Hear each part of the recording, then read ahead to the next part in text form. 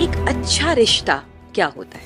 सब कुछ होता है। गुरुदेव ने एक बड़ा प्यारा शब्द कहा इसके लिए, कहा कि गृहस्थ एक तपोवन है। पहले अरेंज मैरिज होती थी तो दो परिवार मिलते थे, संस्कारों की भी शादी हो जाती थी। लेकिन आज जो लव मैरिज हो रही है ये बहुत लंबी क्यों नहीं टिकती?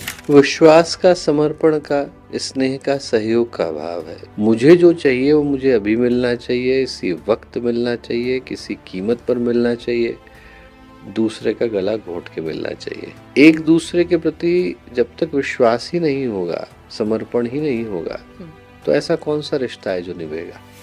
विश्वास क्या है रिश्तों में और प्रेम क्या है? दोनों की भूमिका कितनी इम्पोर्टेंट हो जाती है? गुरुदेव ने बहुत प्यारा एक वचन कहीं पर कहा कि जिसके पास प्रेम है वो ये समझ ले कि उसने भगवान के दर्शन कर लिए। जैसा मैं सोचता हूँ, जैसा मैं कहता हूँ, जैसा मैं करने को बोलता हूँ, वैसा ही सामने वाला सोचे, कहे, करे। जिनसे मैं कहूँ उनसे मिले, जिनसे मैं नहीं कहूँ उनसे नहीं मिले। ये बंधन बहुत आ गए हैं, ये रेस्ट्रिक्शंस। दोनों के मध्य में ये सोचे कि मुझे घर जो है वो एक प्रयोगशाला के रूप में, एक पौधशाला के रूप में मिला है, इसको पोषित करना है। अब जो 7 फेरे हैं ना, उन्हें 7 मिनट भी नहीं लगते हैं टूटते हुए, इतना ईगो फाइट हो जाता है। तो मेरा सवाल आपसे ये है कि इस तरीके की ईगो फाइट से, इस तरीके की लड़ाइयों से कैसे बचा जा सकता है? जहाँ पर हमें लगता है कि हमारा बोलना परिवार के सुख शांति के लिए अनिवार्य है तो बोला जाए, पर बोलते समय में ध्यान रखा जाए कि शब्द जो है वो तर्कस में से निकले तीर की तरह से होता है, छूट गए तो वापस लौटाए नहीं जा सकते। तो बोलते समय में मन को संतुलित और संयमित रख के ही बोला जाए। पैसे को कितना अपने जीवन में महत्व देना चाहिए और रिश्तों को कैसे उससे ऊपर रखना चाहिए? पैसा मिला और हम मुस्कुराहटें भूल गए तो जो मिला है वो किसी मूल्य का नहीं रहेगा।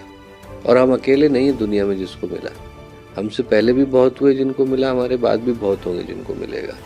कभी कभी ज्यादा कम्युनिकेशन भी लड़ाई का कारण बन जाता है, तो इसे हम संतुलित कैसे करें? ऐसे कुछ फॉर्मूला बता दीजिए। लोगों में अक्सर लड़ाई ज्यादा कम्युनिकेशन से भी हो जाती है। व्यक्ति अच्छा सुनने वाला होना चाहिए, क्योंकि संस्कृत में एक उक्ति है कि हम बोले उससे पहले हमारी ऊर्जा बोलती है। तो यदि हमारी ऊर्जा तनाव से भरी हुई है तो शब्द मुंह से कुछ भी निकलेंगे, प्रभाव तो ऊर्जा का पड़ेगा। किसी भी रिश्ते की खराबी की शुरुआत कैसे पता चलती है ताकि हम पता कर सकें और उसको वहीं पे थाम ले? मन में पता चल जाता है। कैसे? ये पता चल जाता है कि किसी ने कुछ कहा और हमारे मन में चुभा, वहां से शुरुआत होती है। अगर ये 7 जन्मों का बंधन है तो फिर टूट क्यों जाता है? अगर ये 2 आत्माओं का मिलन है